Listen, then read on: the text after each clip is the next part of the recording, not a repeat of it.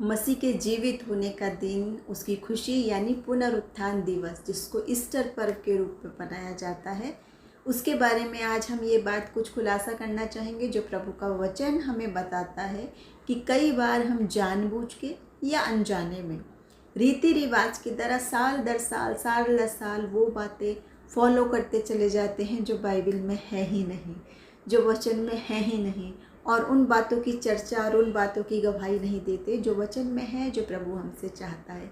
जिनमें से कुछ बातें हैं ऐसे ट्रेडिशन से जिसमें हम ऐसे उलझे रहते हैं जो बाइबल में ही नहीं है, यानी जो यीशु मसीह को नहीं जानते, जो उसके जीवित होने की बात नहीं जानते, जो बाइबल की गहरी बातें नहीं जानते, उनको भी हम भ्रमित करते रहते हैं। इन बातों में क्या है वो बातें, क्या संबंध है ईस्टर बनी से या ईस्टर एग से या कब्रिस्तान में जाने से, फूल मालाएं चढ़ाने से। बहुत सारे लोगों को देखा यीशु मसीह की मूर्ति बना के या फ़ोटो बनाकर उस पर भी मालाएं और सब कुछ हम जलाते हैं, जबकि हम जानते हैं वो किसी मरे हुए के ऊपर फ़ोटो पर मालाएं चढ़ाई जाती हैं या मूर्तियों पर।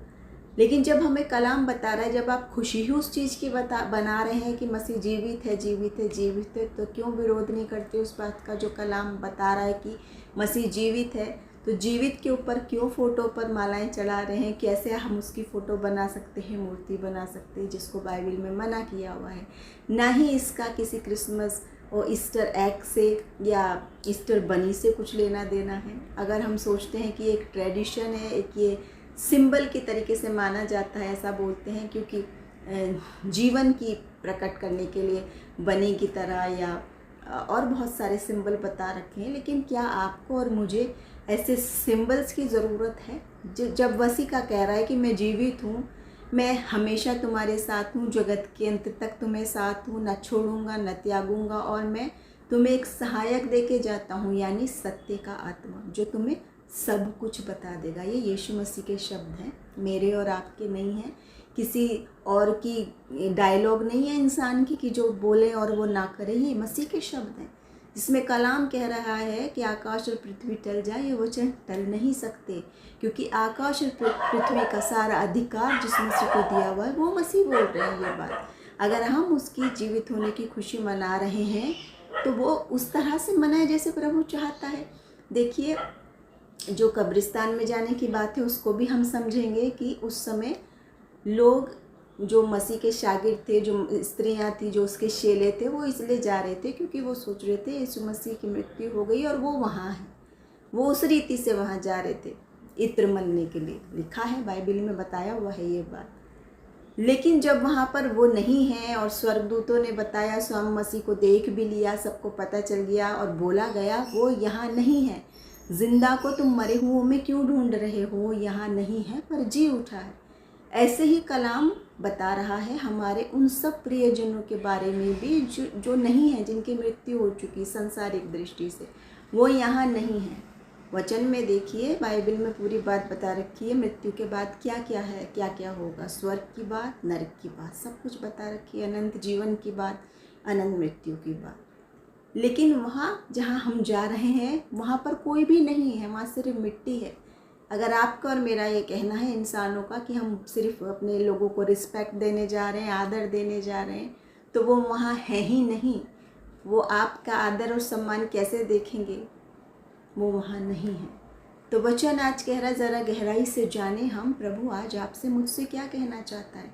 जो कह रहे हैं अब हम उसके जीवित होने की खुशी कैसे मनाएं, फिर उसकी खुशी हम कैसे मनाएं? बिल्कुल भी गलत नहीं है अगर आप ईस्टर बन खा रहे हैं, ईस्टर एग खा रहे हैं, रैबिट वाले गेम खेल रहे हैं या जो भी कुछ कर रहे हैं इंजॉयमेंट, वो एक बात है कि आप कर रहे हो, लेकिन वो कोई आत्मिक खुशी की बात नहीं है, वो कोई बाइबल के मुताबिक बात नहीं है, वो एक टेम्परेरी खुशी है आपकी। उसमें कुछ भी गलत नहीं है कि हम कुछ भी खाएं पिएं, आनंदित हों, प्रभु में हमेशा आनंदित रहें हर एक बातों में, लेकिन उसकी आत्मिक शिक्षा को ना भूलें। जो वचन क्या कह रहा है, कहाँ है मसीह यीशु, कहाँ है?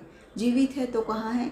वचन कह रहा है, देख मैं तेरे दिल के दरवाजे पर खड़ा खटखटाता हूँ, जो कोई मेरा स्वर सुन के खोलेगा मैं उसके साथ संगति करूँगा और वो मेरे साथ। तो यीशु मसीह की मोहब्बत संपूर्ण मानव जाति से है। बाइबल हमें ये बताती है, वचन में ये लिखा है कि परमेश्वर ने जगत से ऐसा प्रेम किया, संपूर्ण मानव जाति से।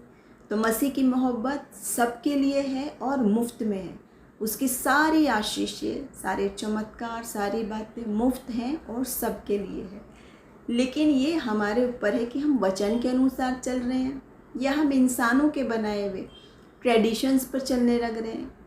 तो अगर हम ऐसे ऐसे अलग अलग रास्तों पर चलेंगे तो हम किस मंजिल पर पहुंचेंगे? क्योंकि बाइबल हमें बताती है, उस वचन के लिए बताती है कि वो हमारे कदमों के लिए चिराग की तरह है, ताकि हमारे कदम डगमगाए ना।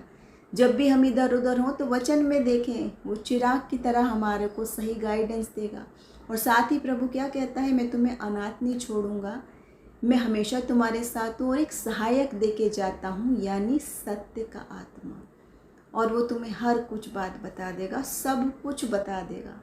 ऐसा नहीं है 1-2 बात बताएगा, 10-15 बताएगा, 1 करोड़ 2 करोड़ बताएगा, लाखों बताएगा या हज़ारों बताएगा, सब कुछ बताएगा। तो वो परमेश्वर आज आपके पास है, आपके दिल के दरवाजे पर खड़ा खटखटाता है और वो चाहता है हम इन रिवाजों से बाहर निकलें। और यीशु मसीह जीवित है तो उसकी फ़ोटो और मूर्तियों पर मालाएं क्यों चढ़ाते हैं?